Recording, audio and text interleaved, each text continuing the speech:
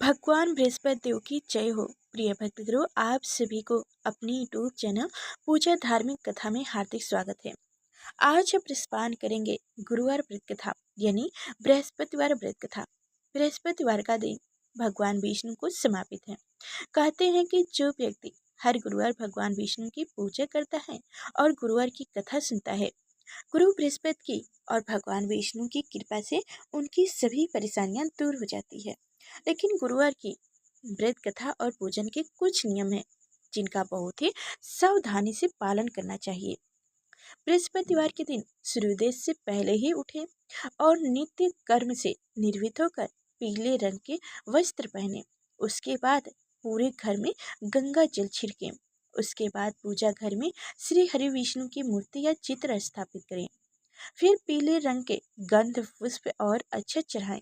उसके बाद चना गुड़ और मुनक्का चढ़ाकर विधि विधान से पूजन शुरू करें। उसके बाद कहा जाता है कि मंत्र का उच्चारण करें। उसके बाद व्रत की कथा को सुने। उसके बाद से कथा सुनने के बाद केले के पेड़ में जल अर्पित करें। जल में चने, गुड़ और जो आप मुनक्का रखे हो उन सबको लोटा का जल है उसमें डाल के भगवान बृहस्पति देव की यानी कि केले के जड़ में उस जल को अर्पित कर दें। तो फिर चलिए अब बृहस्पतिवार व्रत की कथा सुनते हैं। प्राचीन काल में एक ब्राह्मण रहता था। वह बहुत निर्धन था। उनकी कोई संतान नहीं थी। उसकी स्त्री बहुत मलिनता के साथ रहती थी। वह स्नान न करती, किसी देवता का पूजन न करती। इससे ब्राह्मण देवता बहुत दुखी थे। बेचारे बहुत कुछ कहते थे किंतु उसका कोई परिणाम न निकलता। भगवान की कृपा से ब्राह्मण की स्त्री के कन्या रूपी रतन पैदा हुई। कन्या बड़ी होने पर प्राप्त स्नान कर विष्णु भगवान का जपियों बृहस्पतिवार का व्रत करने लगे। अपने पूजन पाठ करके समाप्त करके विद्यालय जाती तो अपनी मुट्ठी में जौ भरकर ले जाती और पाठशाला के मार्ग में डालती जाती।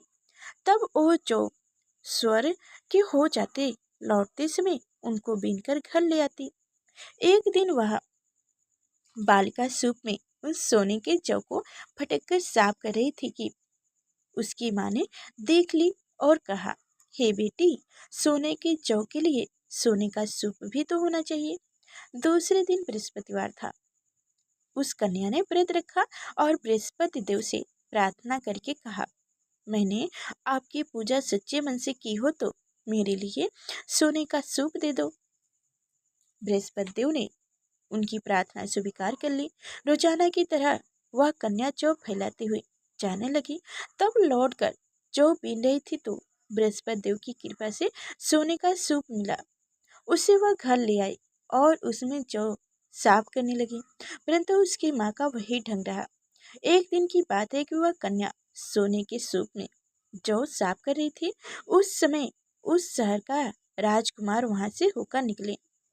उस कन्या रूप और कार्य को देखकर मोहित हो गए तथा अपने घर आकर भोजन तथा जल त्याग कर उदास होकर लेट गए।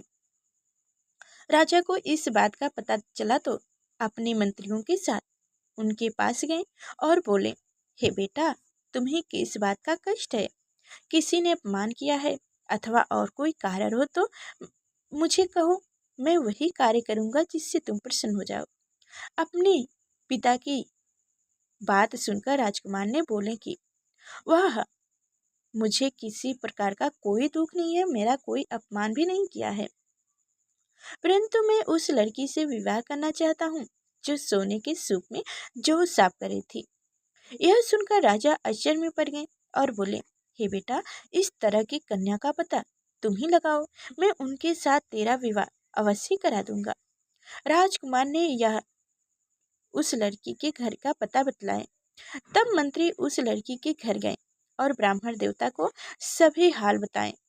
ब्राह्मण देवता राजकुमार के साथ अपनी कन्या का विवाह करने के लिए तैयार हो गए तथा विधि विधान के अनुसार ब्राह्मण की कन्या का विवाह राजकुमार के साथ हो गया। कन्या के घर से जाते ही पहले की बात उस ब्राह्मण देवता के घर में गरीबी का निवास हो गया। अब भोजन के लिए भी अन्न बड़ी मुश्किल से मिलता था। एक दिन दुखी होकर ब्राह्मण देवता अपनी पुत्री के पास गए। बेटी ने पिता की दुखी अवस्था को देखा और अपनी माँ का हाल पूछा। तब ब्राह्मण ने सभी हाल कह सुनाए। कन्या ने बहुत सा धन देकर अपने पिता को विदा कर दिया।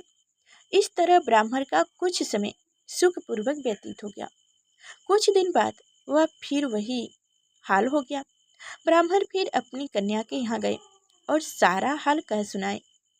लड़की बोली, हे पिताजी, आप माताजी को यहाँ लिया लाओ। मैं उसे वह विधि बता दूंगा जिससे गरीबी दूर हो जाएगी। वह ब्राह्मण देवता अपनी स्त्री को साथ लेकर पहुंचे तो अपनी माँ को समझाने लगी, हे माँ, तुम प्राप्त काल प्रथम स्नान आदि करके विष्णु भगवान का पूजन करो तो सब दरिद्रता दूर हो जाएगी।